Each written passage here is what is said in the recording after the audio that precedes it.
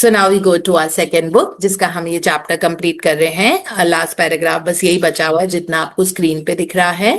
And Rita Solanki would be reading for अस। तो हम जो इस चैप्टर में हमने सारी वो चीजें पढ़ी जो ह्यूमन माइंड एक डाउट देता है। कभी भी आप कुछ कर रहे हो ना, एक अंदर से वो आता है, एक डाउट आता है, एक इंटरफेरेंस आएगा। लेकिन बट इफ, जैसे अभी भी अगर मैं कुछ बता रही होती हूँ, जैसे अगर मैं और रेनू बात कर रहे हैं आपस में, रेनू जुमरानी, रेनू क्योंकि आपका नाम याद आया बिकॉज आपको आज शेयर करना है। सो जैसे मैं और रेनू बात करते, मैं कहूंगी कि रेनू ना आप ये कर लो, बट कहती है हाँ लेकिन ये, है ना। तो वो बहुत नॉर्मल है आना, मतलब इट इज लाइक एकदम से अंदर से आता है, लेकिन मैंने तो ये किया था। फिर मैं कहती हूँ नहीं रेनू आप इतनी बारी कर लो, फिर वो कहती है बट वो वाला।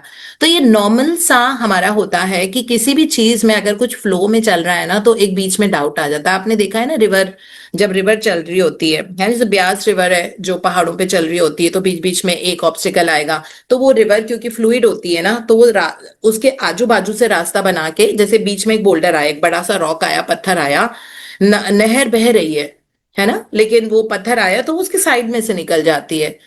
तो इसीलिए कहते हैं कि हमको भी वैसे ही फ्लूइड होना होता है कि आप साइड में से निकल जाओ, उस ऑब्स्टिकल को मत देखो, चलते रहो चलते रहो चलते रहो चलते रहो चलते रहो चलते रहो, कल कल करके इंजॉय करते हुए, जैसे जो नदी नहर होती है वो इंजॉय कर करके चलती है, अटखेलियां करती हुई चलती है ना। You see it passing through, फिर कोई छोटा पत्थर आएगा उसके ऊपर से निकल जाएगी, ऐसे है। वही तो हमारा जीवन होता है। इसीलिए कहते हैं ना, इंसान को फ्लूइड की तरह होना होता है, be like water that just pass through, just keep moving, just keep moving. Movement is the only constant in life. एक कुर्सी भी होती है, उसके इलेक्ट्रॉन्स मूव कर रहे होते हैं। तो इसीलिए ये डाउट आना बहुत नॉर्मल है। तो यही चीज, ये पूरा चैप्टर उसी के बारे में था कि अगर कोई चीज इंटरफियर कर रही है आपको, तो डॉक्टर जो वाइटाल ने तो अपनी किताब से बताया कि मैंने अट्रैक्टिव फैक्टर में लिखा हुआ था हाउ टू मैनिफेस्ट, लेकिन हमें क्या पता था कि हमारे पिछले जन्म के कुछ ऐसे मेमोरीज हैं जो इंटरफियर कर रही हैं, है ना। और मुझे बहुत अच्छा लगता है कि उसको वो कर्मा का नाम नहीं दे रहे हैं, सिर्फ मेमोरीज बोल रहे हैं डॉक्टर ह्यूलेन। वो जब ये कह रहे हैं कि नहीं, कुछ मेमोरीज प्ले होंगी जो थोड़ा सा इंटरफियर करेंगी, बट कोई बात नहीं, है ना। हमारे पास वर्ड्स के टूल्स हैं जिनको हम इस्तेमाल करके अपने जीवन में और एक्शन पॉइंट में भी उसको लेके आ सकते हैं। उससे जल्दी हमारी चीजें जो हम चाहते हैं वो मैनिफेस्ट हो जाएंगी। उन्होंने बहुत खूबसूरती के साथ हमको समझाया इस पूरे चैप्टर में। So we'll just wind it up with some beautiful message for all of us today. Let's do the And reading. yes, Rita ji, you can let's do the start, and reading. next fresh chapter ka first page we can give to know. Yeah. So now I read it first. हाँ, the point. Okay, then later on, Paunati. Yeah. हाँ, The point is not to resist your role. I might long to be a songwriter like a Michael Malone, or an actor like James Caan, or a bodybuilder like Frank Zane, or a writer like Jack London. I might even get pretty good at writing songs, or acting, or working out, or writing novels. But my role is inspirator. I write books to awaken people, or to be exact, awaken me. As I awaken me, I awaken you. या so here doctor ह्यूलेन जो पहले भी doctor जो वाइटाले को कहने की कोशिश कर रहे थे कि हर पर्सन का अलग रोल होता है। एक एक्टर है, वो एक्टिंग करे और उसमें बेस्ट। प्रोड्यूसर, वो एक्टर है तो अब वो प्रोड्यूसर भी बन गया, तो वो दोनों रोल बहुत अच्छे से नहीं निभा पाएगा, क्योंकि वो बना नहीं है प्रोड्यूसर बनने के लिए। हाँ, उसके पास पैसा आ गया है टू मेक क्विक मनी, वो प्रोड्यूसर बनने की कोशिश कर रहा है, बट ये उसका इकिगाई नहीं है ना। उसकी जो डिविनिटी है वो उसके काम के प्रति है। तो इस तरह से हर एक इंसान का अलग अलग रोल होता है। तो वो यही बताने की कोशिश कर रहे हैं कि अगर कोई राइटर है, तो जैसे Michelle Maloney is a writer, तो वो बोल रहे हैं कि वो सॉन्ग राइटर की का काम बहुत अच्छे से, डिविनिटी विल स्टेप इन अगर वो क्लीन करेगा to make him the best song writer.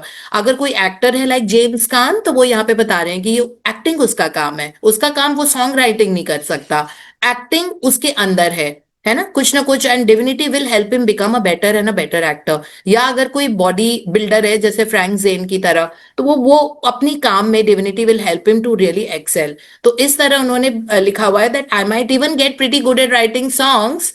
या मतलब डॉक्टर जो वाइटाले बोल रहे हैं कि अगर मैं गाने लिखना शुरू कर दूं, या फिर मैं एक्टिंग करना शुरू कर दूं, या मैं बॉडी बिल्डर बनने के लिए वर्किंग आउट करना शुरू करूं, या मैं नॉवेल्स लिखना शुरू करूं, बट मेरा काम होगा, मेरा मेन जॉब प्रोफाइल है being an inspiration to people, ताकि मैं लोगों को अवेकन कर पाऊं, जिस भी तरीके से करूं, ये मेरा काम है। तो कल उन्होंने बताया था जैसे जो जैनिटर्स होते हैं, बाथरूम साफ करने वाले, जो कीपर्स होते हैं, पब्लिक वॉशरूम्स के और होटल वॉशरूम्स के, तो वो उनका काम है, वो अपने काम में जितना ज्यादा लव डालेंगे अपने आप उनकी भी क्लीनिंग होती रहेगी and divinity will just take them more and more and more. तो इसलिए जहां पे भी आप जीवन में हो आज, वहीं पे स्प्रिंग है और वहीं पे फाउंटेन है, नीचे fountain of blessing, fountain of love, right. तो अपने काम के प्रति अपना 200% करना, और जो आप काम कर रहे हो उसको लव करना, और उसके बारे में कभी कुछ नेगेटिव ना सोचना ना बोलना।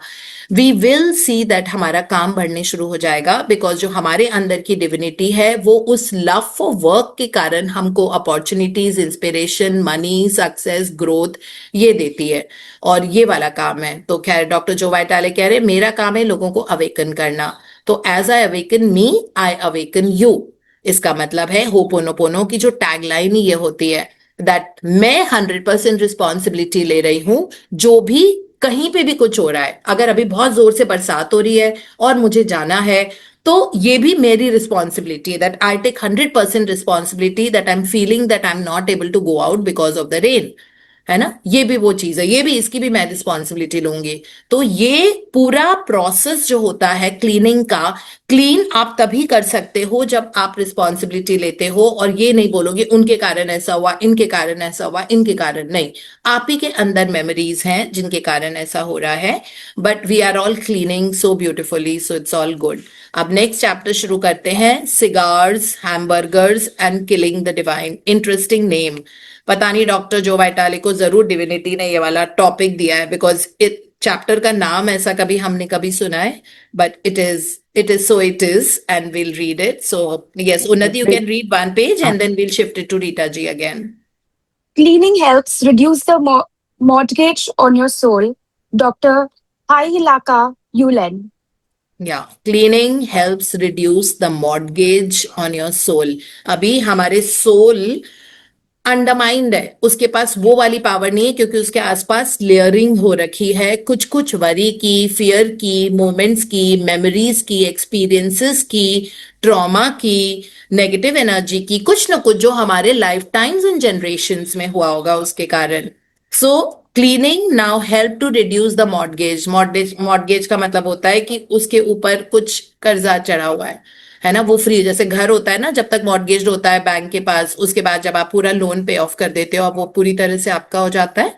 उसी तरह सोल अभी थोड़ा सा मॉर्गेज्ड है, लेकिन cleaning will help to remove that mortgage, और वो पूरी तरह से फ्री हो जाएगा। और जब सोल फ्री हो जाता है उसके बाद आप जिंदगी के, जीवन के मजे ले सकते हो इन द बेस्ट फॉर्म, जो आप इमेजिन भी नहीं कर सकते हैं, वो हमारे साथ होता है। That is what it means.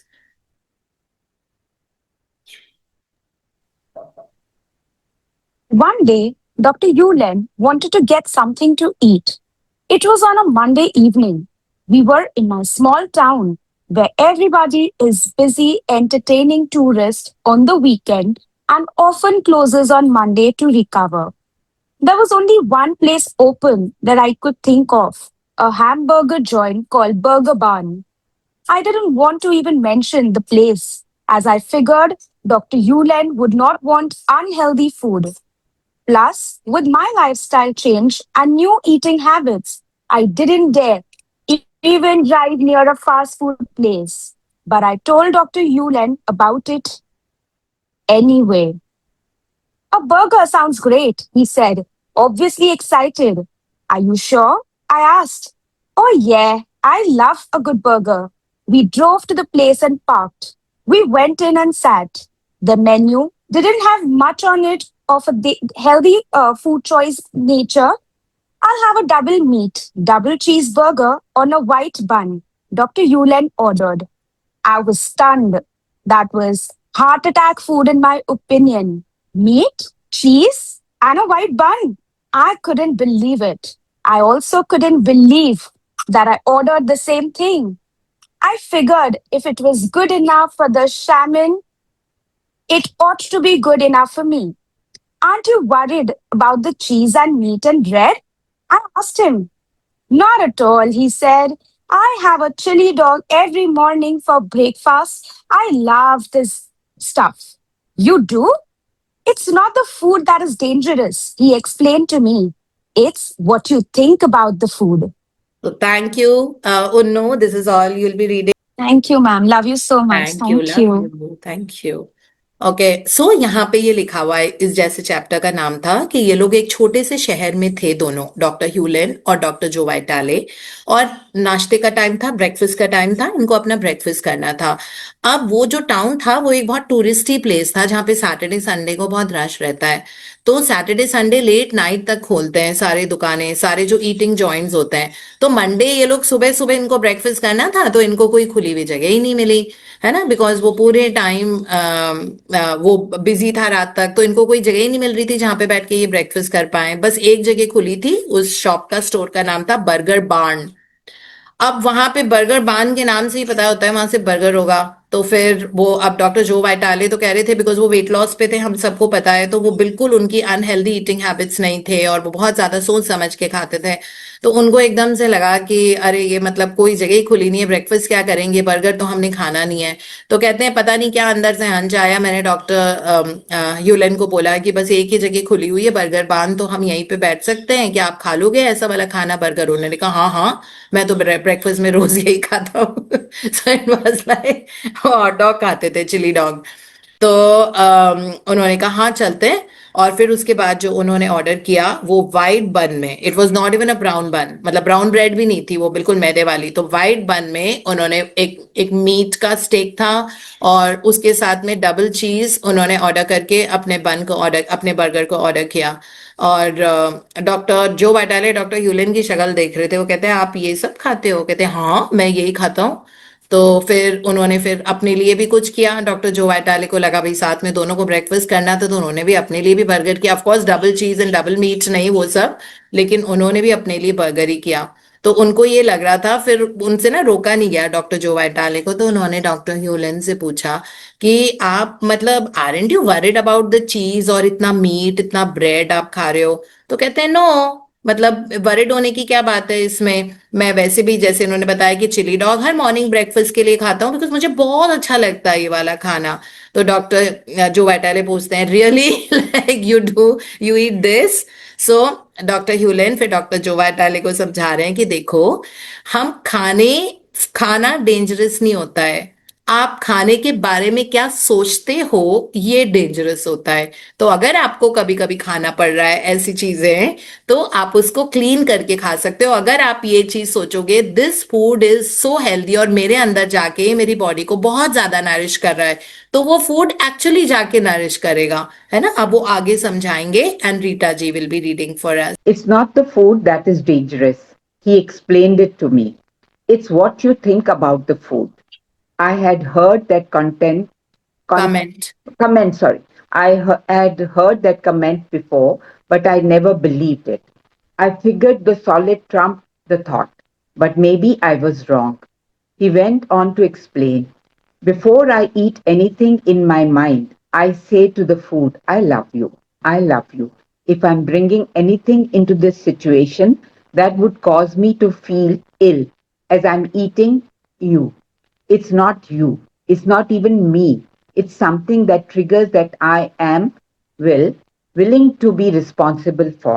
I then go and enjoy the meal because now it's clean.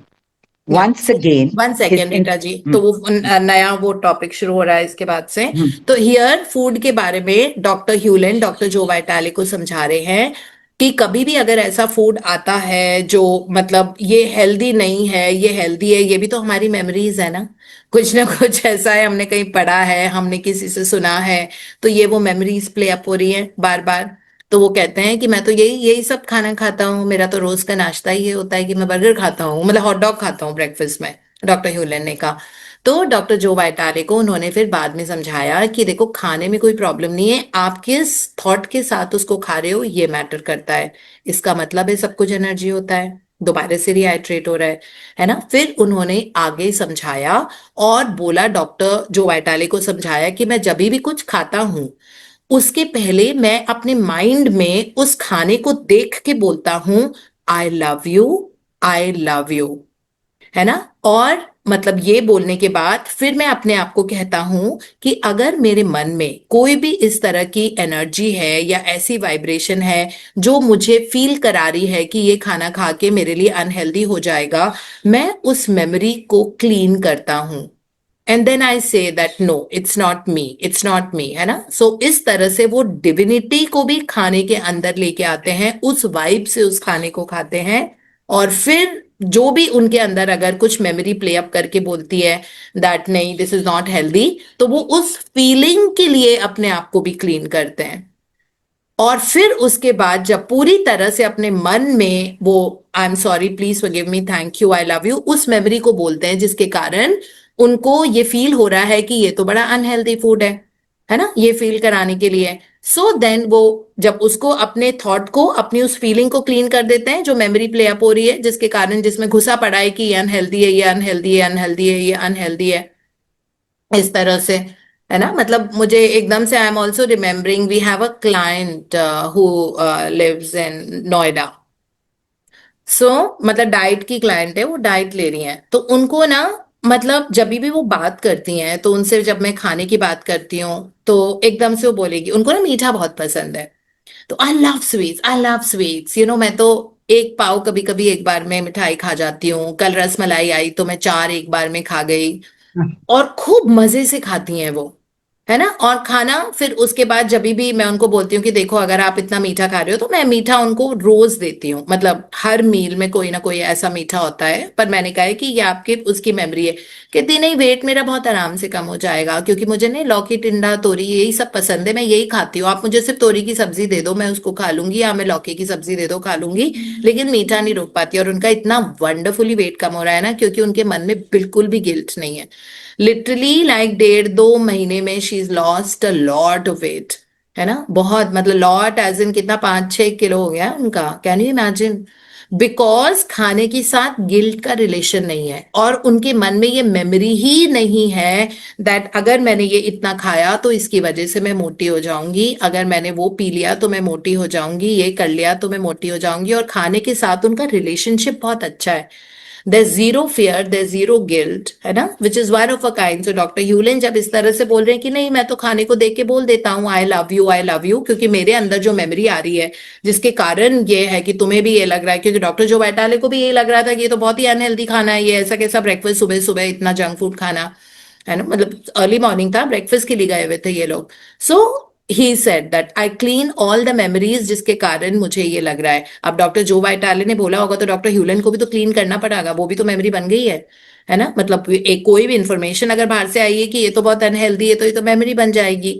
तो उन्होंने वो भी क्लीन किया होगा कि जिस भी मेमोरी के कारण जो उनको खाना ये अनहेल्दी लग रहा है, उसको जो भी ट्रिगर हो रही है वो वाली चीज कि दिस इज अनहेल्दी, हम उसको भी क्लीन करते हैं, और हमको जो खाना मिलता है कहीं पे भी खा लेते हैं, है ना। We can't be very picky and choosy, वो भी कहीं अलग अलग जगह पे होते हैं। तो उन्होंने अपने आप को कन्विंस कर लिया, और डॉक्टर ह्यूलन में बिल्कुल 1 आउंस फैट भी नहीं था, मतलब इतने अच्छे से बहुत अच्छी हेल्थ उन्होंने एंजॉय की है पूरे टाइम, दैट वे। सो ये खाने के साथ रिश्ता, कि कभी आपको पिज्जा या बर्गर या कुछ खाना होता है, सो आप किस थॉट के साथ खा रहे हो, आपके क्या इमोशंस हैं उस टाइम, ये मैटर करता है। अगर आप गिल्ट के साथ खा रहे हो तो वो सैलेड भी अंदर जाके आपको और गुस्से वाला बनाएगा।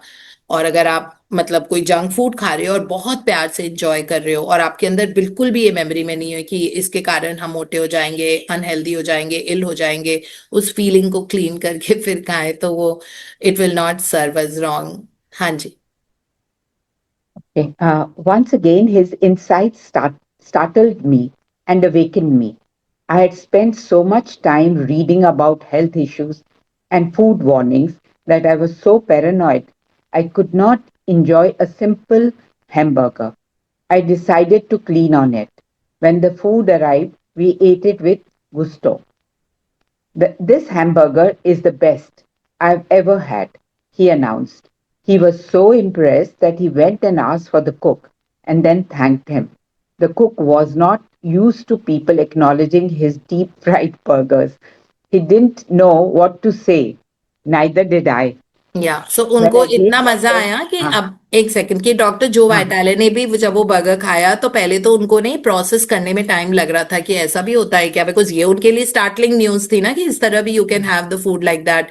तो क्योंकि वो तो बहुत ज्यादा फूड लेबल पढ़ पढ़ के खाते थे कि इसमें क्या कितना है ना, मतलब पैरानॉइड होके खाना खाते थे, बिकॉज उन्होंने बड़ी मुश्किल से अपना 100 किलो वजन, मतलब 100 एंड समथिंग थे, उससे डॉक्टर जो वाइटाले लाइक 65-70 में आए थे।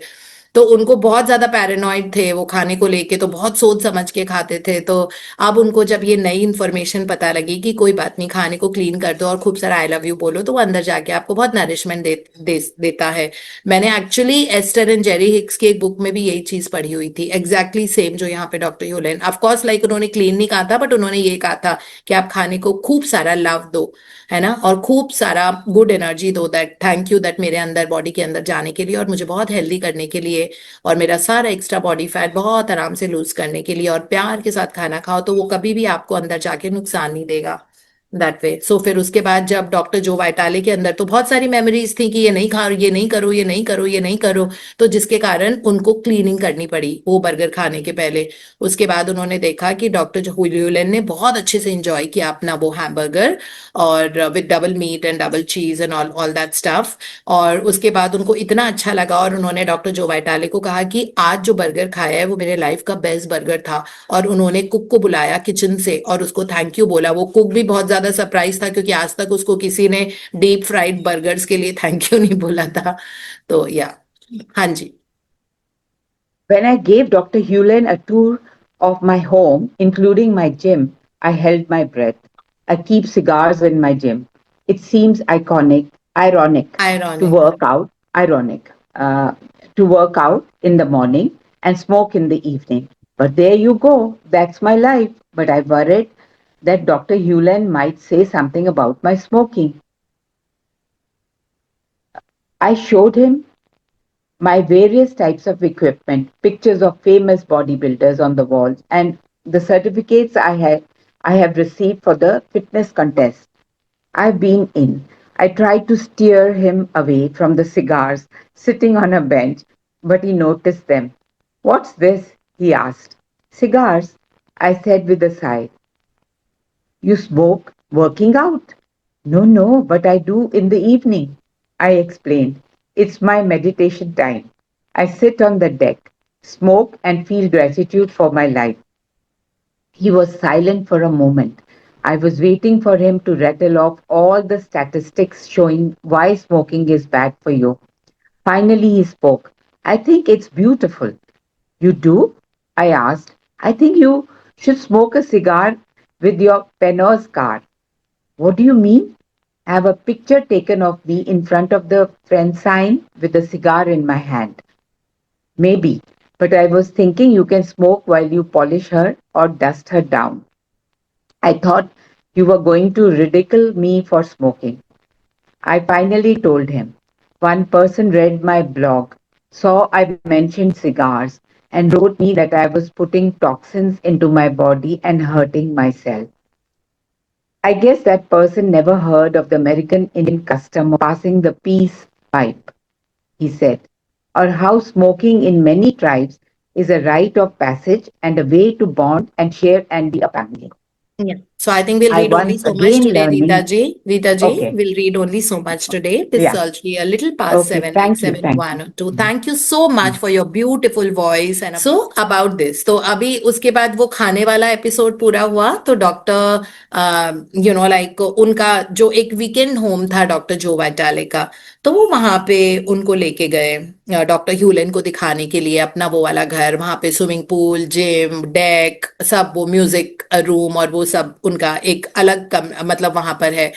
तो वो एक उस सिटी में थे तो डॉक्टर जो वाइटाले ने डॉक्टर ह्यूलन को कहा कि come I show you my house जहाँ पे मैं कभी कभी रहने आता हूँ यहाँ पे।